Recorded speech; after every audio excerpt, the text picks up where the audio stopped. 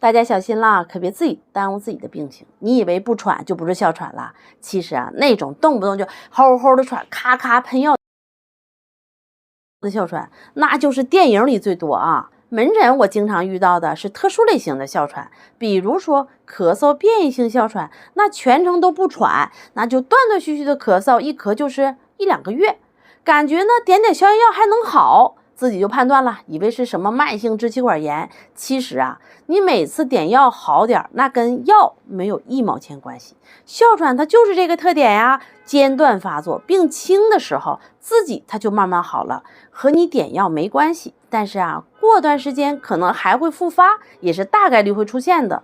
还有一种类型呢，叫胸闷型哮喘，顾名思义呢，基本就是感觉啊一阵儿一阵儿的胸闷气短，经常啊当做冠心病去心内科了。所以啊，经常咳嗽、胸闷气短的患者，如果一直都没有确诊，那也要去呼吸科看一看是不是得了哮喘。